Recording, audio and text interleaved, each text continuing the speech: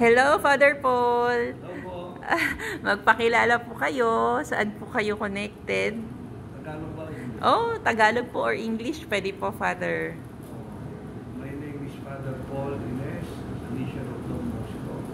I'm presently assigned here in the provincial house of Don Bosco, Makati.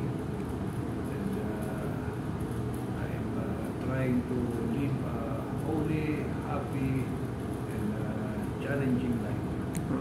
Oh. Father, ano po yung mga regalo ng Diyos sa buhay niyo po? I'm sure marami po yun. So, can you share us po kung ano-ano po yung mga regalo ng Diyos sa buhay niyo? Pinakauna, siyempre, ang regalo ng buhay, kung nagsisimula, yung gift of life. At siyempre, pinagkaroon ako ng kaluluwang immortal ng Panginoon, capable of living forever, and itong mortal body capable of resurrecting. We're celebrating these days of the resurrection of Easter season, and yung regalo ng mga mahal sa buhay, yung magulang, si Antonio, Apolinaria, mga kapatid, aking kamag-anakan, regalo ng mga kaparihan ng Don Bosco, mga conference ko, regalo ng mga kaibigan, tulad ni Rian, Roy, siyempre yung regalo ng talino, intellect, pinagkaloob sa ating lahat ng mga tao, regalo ng willpower, yung freedom, choose, freedom to shape your own destiny, and then mga regalo ng mga talents, talent sa music. Wow! Pwede po bang sample, Father, sa music? Talent sa sports, Oh! talent sa, sabihin natin, academics, philosophy, and then yung talent na pinagkaloob na yung tayo na nakapag-preach ako, sabihin natin, gift of tongue, ganyan, kapagsalita akong ibang languages, and then yung gift to be able to do good to others, works of charity and love. The desire to continue doing that, the gift of time, still have, and there are so many gifts each day is gift given by God ng hangin na hinihingi natin. Amen. Buwan, Amen. Opo. yung mga flowers sa paligid, nature, animals, even the inanimate creatures, mountain, yung seas, ocean, napakita na we are not alone in this universe. We are connected. And the Lord gave us all this to make us happy.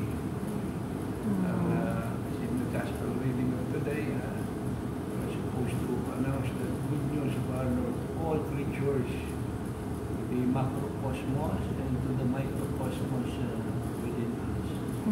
So kung bibilangin ng regalo, napakadami ng mga regalo na pinagkaroon ng Panginoon. At ako personally, hindi ako dapat maingit o malungkot. Halip yung mga pinagkaroon sa akin ay ibahagi, share sa iba, gamitin para sa salvation of souls, and to make the others happy, make life easier for them, happier for them.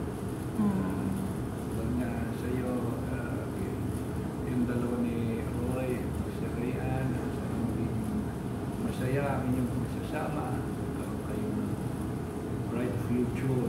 Wow! Thank you po. I claim it po. Thank you po sa prayers, Father. It means a lot po talaga. Thank you po. So, okay, yan ang mga regalo. So, napakadami talaga. Tayo mabubusan ng regalo. Father, pwede po bang mag-request din po ng prayers para sa mga viewers po? Prayers for them. Apo. Pray ko sila. Opo, yung mga nanonood po, ganun po. So, kung sino man yun. Biblical biblical blessing in Mhm. Hebrew. Natutunan ko ito nung ako'y nag-aaral pa sa Holy Land. Psalm 128 verses 5 to 6.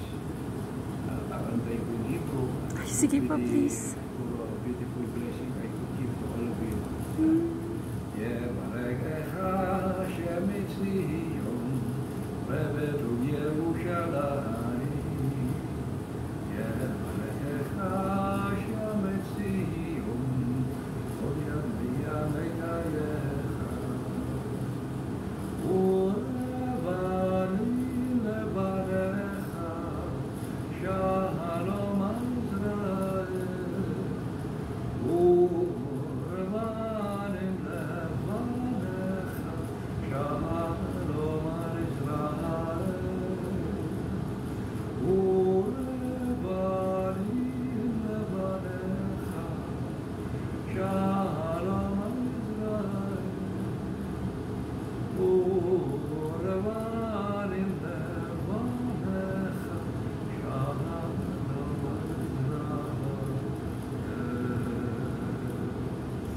May the Lord bless all of you from Zion. May all of you see the good of Jerusalem. May He bless you with good health, long, happy life with loved ones, with family. And may you enjoy a real long life here in the land of the living. At kayong dalawa ni Roy, Rian, ang magkaroon kayo ng children's children after you. And after a long, happy life filled with golden memories, may you all have everlasting life with God. Amen. Thank you, Father. Thank you so much po, Father. Sobra. Grabe. Ang ganda po talaga ng boses niya, Father. Wow naman, ha? Opo. Tunay, ha? Okay po. Thank you so much po, and I'm sure po lahat po na makakapanood nito ay sumabibless. Okay, Sobra. God bless you all. God bless you po. Keep happy, joyful. Okay, thank you, Father. God bless po.